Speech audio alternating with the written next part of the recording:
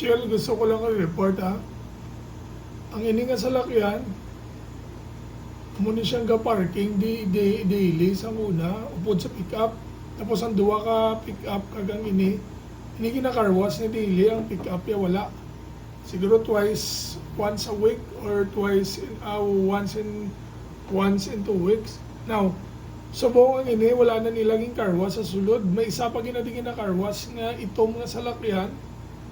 Napakita ko na last time, pero ginkarwas kaagahon, alas 2 ang kaagahon. May bayi di nga nagwa nga nubuon. Siya to gurugin sugo palimpyo, tapos grisi katulog sa sulod. Tapos ining auto niyo, daily, diri kinapark kada gabi, asa na mag-aga. Subong nakita kong ini nga salakyan, ginkarwas naman dito sa gwa. Pakita ko karon ng picture sa may sagwa sa parking lot, pero duda ko diri nagkuha tubig sa sulod. So, are kagabi ni harang time mo date. So, play ko lang. Tapos si Manong, wala man na di ka tinir bilog nga adlaw, maparking lang di sa kong gabi. Kag matinirda. Tapos wala na. Wala man siya siling obra di, ang gaobra lang si Manang, kag inhimo na ni balay ang caretaker house. Diri sila ga panglaba. Diri man dia ano yung tawag? Napangugas ang mga kaldero nila kag tanan-tanan. Tapos ang higot to di sa una, suliton ko lang, ginbutang para ma-reserve lang ila duha ka salakyan. Tapos ginbastos pa ko nga garin ko sa babaw nga mangilabot ko di. So nag-teamwork sila sa security guard para makaparking siya sa salakyan niya kag diriya ginakarwas. Tapos mahimo-himo istorya ang security guard nga ang higot kay kadamo-damo daga pangihi. Pero sa wala pa ko reklamo na kambal ako sa imo, ang reason nga gapangihi di ang mga customer kay napabayaan kadulom-dulom kag ang security guard tulog. Sang nagreklamo ko, siguro why ko ka reklamo, siguro ang gapangihi guro 10 to 30 person daily diri nga area, pero dira wala kay ginaparkingan ila sa salakyan kag wala da mga motor. Pero ang imo-imo istorya ni Manang nga caretaker, diri ko nagapangihi. May proof ko sina video nga conversation namon. Now, ang tuod lang wala may kapangihi da.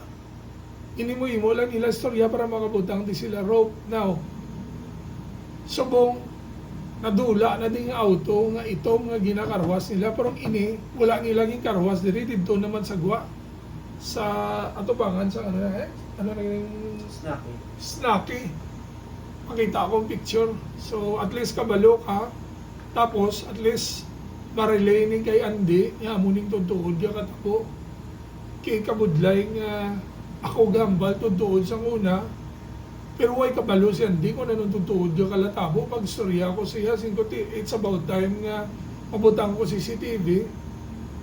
Tapos maskin wala pa ko nakabutang suga, wala na to kapangihi ang mga tao kay ginasaway sang gwardya. Tapos ang reason pag ignadulong kay ang suga diriyo imprano pag ginapatay na sang guard, suga diriyo. So amo to gani kumpatsyon niya diri, wala pa da suga tanan-tanan. Tapos ang sa hallway to, ang diri sa hallway kung wala ko gimbutangan suga, dulong-dulong man na diyo kay may kasiga tod nga suga, pero daan na kayo, wala na kasiga mayo. So ang nagasto ko diri, nagbakal ko solar lights, nagbakal ko high wattage lights 3 kabilog, nagbutang ko CCTV, nagbutang ko suga nga waterproof holder sa suga, waterproof. So ang lain na ko lang diyang labor cost ko pala dako kay liwat-liwat ang obra. O may sala, may ang camera hindi clear sa laang area ginsaylo. So ang hindi na ni akong problem pero na-solve ko, pero I hope kabalo si Andy nga ang iyang bulutangan diri puno ni siya ka karton. Every week mapuno ni siya, or every 2 weeks ginasudlan nila karton, kaya negosyo di sila karton. Tapos ang lain pa, ang gripo na di sa una damo na di paligo. Pero I think insaway na sang gwardya, kag subong isa na lang kapaligo ang gabantay da sa skaterano nga ginasugo ya sa una kis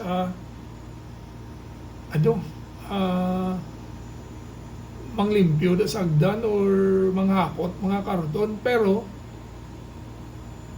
ari mga karton gabi may gabutang din mga karton diri kag diri puno ni karton permi. So tapos ang lain pa si Manong sa kuna sa gabantay di si Jack caretaker naka-mention ni sa sakon nga kanugon ko no sang obra ni Jack kay kanubo-nubo sang sweldo ya, tapos diri lang siya inoferan niya lain nga obra mo to naghalin, tapos uy kuya kabalos siya gali mabulos, tapos amo na ning situation subong si Manang daw hindi namang limpyo sa hagdan. Tapos nakahambal man ko to sa imo, ang hambal mo do hindi na marapalan. Pero hindi na ako obligasyon ng hagdan actually pang limpyo So subong gipatunga ako na lang sa babaw siya sa dalong. At the same time, ang sa parking lot ni ka problem, hindi man ni akong problem. Ang problem diya, way ginasaway sang sikyo. Kagkadulong, tapos ang ginaproteksyonan nila yan, duwa lang kasalakyan yung park daw, nga ginsikreto nila. Tira mo park bilog nga adlaw sa mag-aga, sa mag-ahapon, sa mag-aga, tapos mapagwa storya si Manong. Nga kaisa lang ko na mag-park na, pero everyday. Tapos, wala man na di ka obra si Manong, gaparking lang di sa sasalaklan niya, kumagabi, kag tiniri na sa mag-aga, tapos pasuguan niya nga ikarwas, kisang una siya ni kakarwas mo, subungway ko na siya nakita. So, amo na to tuod nga istorya, I hope, makalambot ni kay Andy tanan-tanan nga tuod nga istorya kay kabudlay sa akon nga part nga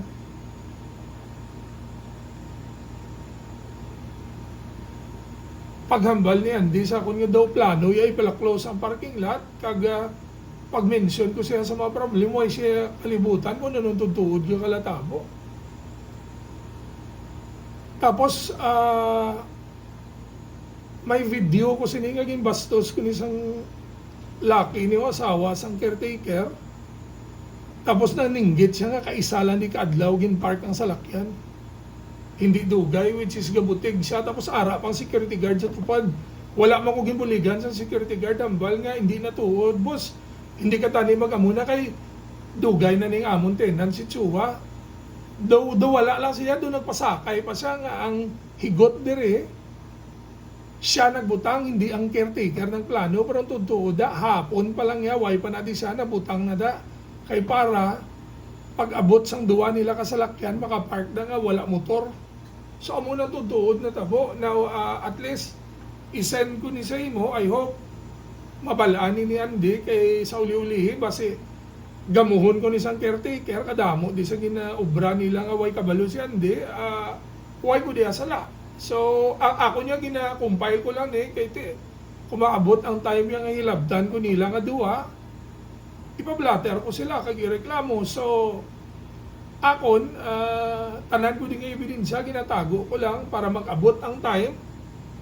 Kung may problem ang git, gay mo imo sila duwa istorya mo nga, lain-lain galing ginagalatabo di sa parking lot sa una, sa araw di si Jack, huwag man problema limpyo sa hagdanan.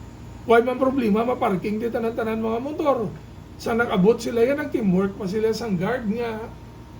Amo na subong, tapos hindi man ako na parking lot, iyaman na ni Andy, pero nagambal man lang ko kay si Manang halos damo-damo na nga customer ko ginapang bastos siya nga ga-park di, pero hindi man ko na customer, pero totoo da customer. Tapos lately, kinabalan ko ni Manang, nga hindi na siya ko na magsaway di kung sino nag-park. Pero hindi mo po pwede kambal siya sabayon niya, hindi mo po pwede kambal siya, hindi apag sabayon, piti.